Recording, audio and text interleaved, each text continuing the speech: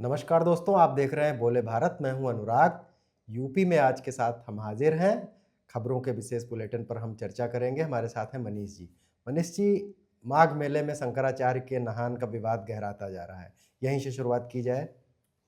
ज़ाहिर तौर पे और इसमें अब एक नए शंकराचार्य की भी एंट्री हो गई है। पुरी के शंकराचार्य निश्चलानंद सरस्वती ने इस मामले पर झूसी में बयान दिया था। झूसी में उनका आश्रम है, जो कि संगम तट से सटा हुआ इलाका है प्रयागराज का। उन्होंने कहा है कि अभी मुक्तेश्वरानंद उनके लाडले हैं, लेकिन उनका ये वाला मामला शंकराचार्य हैं या नहीं हैं और माघ मेले में उन्हें रोका गया, ये मामला अभी उनके सामने नहीं आया है। ये मामला जब उनके सामने आएगा तो इस मामले में वो कुछ बातें कहेंगे। लेकिन बड़ी बात ये है कि जिस तरीके से मेला प्रशासन ने अभी मुक्तेश्वरानंद के शंकराचार्य होने पर सवाल खड़े किए हैं, उससे अभी मुक्तेश्वरानंद बहुत आहत हैं और उन्होंने बहुत तल्ख टिप्पणी की है अपने भक्तों के सामने। अभी मुक्तेश्वरानंद ने कहा है कि मेला प्रशासन को ये अधिकार कहाँ से प्राप्त हो गया कि वो शंकराचार्य तय करने लगे। उन्होंने यूपी के सीएम को लेकर भी ये बात कही है कि यूपी के सीएम को भी ये एक अधिकार कहाँ से प्राप्त हो गया कि शंकराचार्य कौन हो सकता है, कौन नहीं हो सकता है। उन्होंने यहाँ तक जोड़ा अनुराग कि राष्ट्रपति को हाँ, भी कि ये भारत का राष्ट्रपति भी पावर नहीं तय नहीं कर है। सकता। जी जी। मैं बता दूं कि उन्होंने इसके साथ ये भी जोड़ा कि जो अन्य 3 पीठों के शंकराचार्य हैं, उनमें से 2 लोगों ने उनका समर्थन किया है। ऐसा अभी मुक्तेश्वरानंद ने दावा किया है हाँ, और तीसरे के बारे में उन्होंने कहा है कि उस पर उनकी अभी कोई राय नहीं आई है। उन्होंने कहा है कि वो न्यूट्रल हैं और उन्होंने जो हलफनामा लगाया है सुप्रीम कोर्ट में, बिल्कुल। उसमें उन्होंने कहा है कि न उनसे समर्थन मांगा गया था, न वो समर्थन में है, न विरोध में है। देखिए अनुराग, इसको और थोड़ा-सा विस्तार देते हुए मैं बता रहा हूँ। माघ मेले में शंकराचार्यों के या अखाड़ों के आने की अभी तक कोई परंपरा खबरें या परंपरा परंपरा दिखी सामने नहीं है। नहीं आती रही हैं।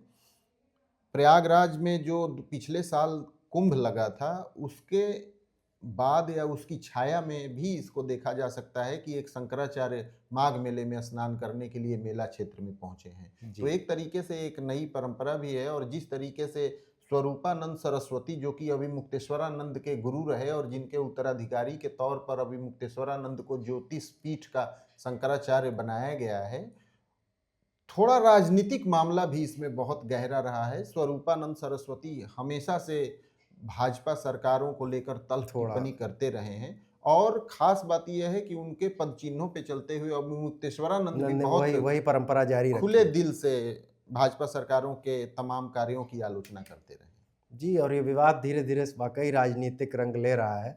अखिलेश यादव और तमाम नेताओं की भी इसमें अब एंट्री धीरे-धीरे हो रही है कि ये है। राकेश टिकैत ने भी कहा है कि शंकराचार्य को नहाने देना चाहिए, नहीं तो पाप लगेगा। खैर, अगली खबर पर अब बढ़ते हैं। ये है प्रदेश सरकार के एक बड़े चहेते अफ़सर हैं, ये एएसपी अनुज चौधरी पुलिस के। हाँ, अनुज चौधरी के खिलाफ संभल के सीजीएम ने मुकदमा दर्ज करने के आदेश दिए थे, जी। क्योंकि वहाँ जब संभल में हिंसा हुई थी, उसमें एक बच्चे की मौत हो गई थी और उसके पिता ने कोर्ट में गुहार लगाई थी कि तत्कालीन सीओ अनुज चौधरी, जो कि जिनकी एक हिंदूवादी छवि भी स्क्रीन पर और खबरों में हमें हाँ, देखने को मिली है, इस गदा-वदा मामले लेके में भी चलते एक हैं बड़ा वो। डेवलपमेंट हुआ है। जी। उसके बारे में अनुराग? वो है कि जिसका आपने थोड़ा-सा ज़िक्र किया है कि एएसपी अनुज चौधरी के खिलाफ अदालत ने मुकदमा दर्ज करने का आदेश दिया था। तब वहाँ के पुलिस अधीक्षक ने कहा था कि मुकदमा फ़िलहाल नहीं दर्ज करेगी पुलिस और हम ऊपरी अदालत में अदालत में जाएँगे। अपील में जाएँगे।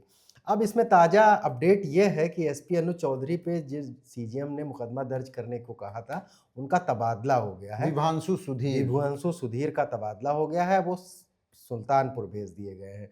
और इसमें एक दिलचस्प बात यह है कि विभांशु सुधीर की जगह संभल के जो नए सीजीएम बनाए गए हैं, आदित्य सिंह, ये वही आदित्य सिंह हैं जिन्होंने संभल की जामा मस्जिद के सर्वे का आदेश दिया था और उसी के बाद जो भीड़-भाड़ उमड़ी थी, उसी सबके घटनाक्रम में हिंसा हुई थी।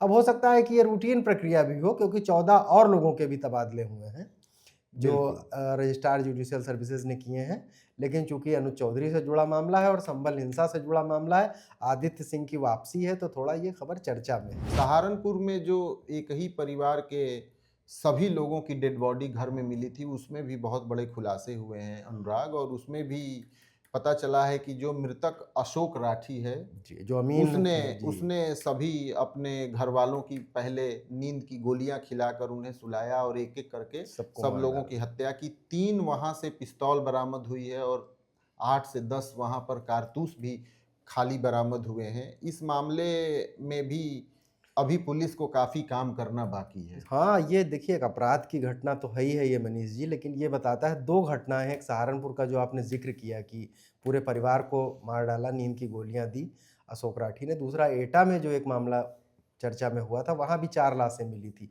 उसमें भी सामने आया है कि कारोबारी ने ही अपने परिवार को, अपने माँ-बाप को, अपनी पत्नी और बेटी को कुचल-कुचल के मार डाला था। मार तो डाला। ज़िंदगी में मुश्किलें आती हैं, लेकिन इसमें इस तरह के मामले अब धीरे-धीरे बहुत बढ़ते जा जाहिर रहे हैं बिल्कुल। कि जो है लोग पूरे परिवार को ख़त्म कर दे रहे हैं हीट ऑफ द मोमेंट। ये थोड़ा चिंताजनक बात है इस नोएडा के मॉल में जिस एक सॉफ्टवेयर इंजीनियर की डेथ हुई थी, वो भी हाँ, पुलिस के उसमें लिए गले की फांस बन गया है और उसमें भी पुलिस के लिए भी बड़े और अफसरों नोएडा के अथॉरिटी साथ-साथ के लिए भी, नोएडा अथॉरिटी के लिए भी गले की फांस बन गया है।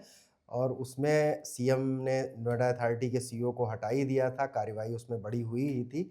और अब जो बिल्डर जिनके बेसमेंट में पानी भरा हुआ था और जिसमें इंजीनियर युवराज मेहता डूबकर मर गए थे, उनका बचाव नहीं किया जा सका था, उसमें बिल्डर को गिरफ्तार कर लिया गया है। इसमें एक एसआईटी भी बनी हुई है जिसको 5 दिन के भीतर रिपोर्ट देनी है कि क्या खामियां थी बिल्डर की तरफ से, बचाव कार्य में क्या दिक्कतें आई, क्यों नहीं ठीक से हो सका। और ये रिपोर्ट आ जाएगी तब ज़्यादा साफ होगा, लेकिन फिलहाल बिल्डर साहब गिरफ्तार हो चुके हैं।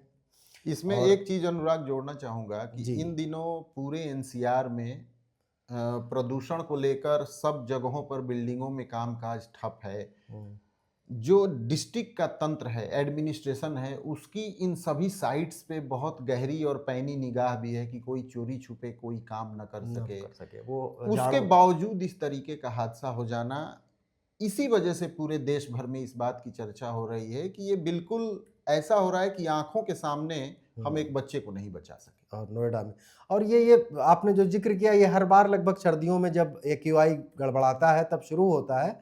लेकिन कंस्ट्रक्शन साइट्स पे काम होते हैं और बेसमेंट में पानी भरा होना, अच्छी खासी गहराई होती है उसकी, और अगर पानी भरा था तो उसे निकालना चाहिए था या उसकी कुछ व्यवस्था करनी चाहिए थी। ये बहुत दुखद है। खैर, इसमें बिल्डर गिरफ्तार हुए हैं। मौसम की भी खबर पे चर्चा कर लेते हैं, क्योंकि कुछ बारिश बूंदाबांदी उत्तर प्रदेश के कुछ जिलों में देखी गई है। कह रहे हैं कि ठंड की भी वापसी होगी, क्या है मनीष जी? देखिए, अगले 24 घंटे में उत्तर प्रदेश का मौसम बदलने का मौसम विभाग ने प्रेडिक्शन किया है और मौसम विभाग का ये कहना है कि 22 जनवरी से पश्चिमी यूपी के कई इलाकों में बारिश का दौर शुरू हो जाएगा। ये 26 जनवरी तक अनवरत चल सकता है। खास बात यह है कि पूर्वी यूपी के हिस्सों में 23 जनवरी को भी बारिश का दौर शुरू हो जाएगा। यानी 23 जनवरी वो तारीख है जिस दिन पूरे प्रदेश में बारिश देखने को मिल सकती है। अच्छा। और पूर्वी यूपी में भी 25 और 26 जनवरी तक रुक रुक कर या हल्की बारिश का दौर चल सकता है। एक वेस्टर्न डिस्टर्बेंस के एक्टिव होने के कारण हमें ये बदलाव देखने को मिला है। हालांकि फिलहाल टेम्परेचर ठीक ठाक बढ़ गया है, यानी जो गलन वाली बहुत भीषण ठंड थी उससे लोगों को बसंत राहत मिल जैसा गई है। एहसास होने लगा है। बिल्कुल होने लगा है और कोहरा भी छट गया है। बारिश के दौरान भी गलन और बहुत ज्यादा ठंड का तो असर देखने को नहीं मिलेगा।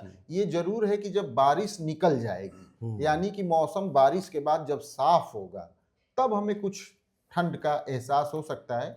हालांकि ये बात भी तय है कि जनवरी का महीना है और अभी यदि ठंड चली जाएगी तो न सिर्फ फसलों को नुकसान होगा, बल्कि जो गर्मी के सीजन का एक स्पेल होता है वो भी बहुत लंबा लोगों को झेलना पड़ेगा।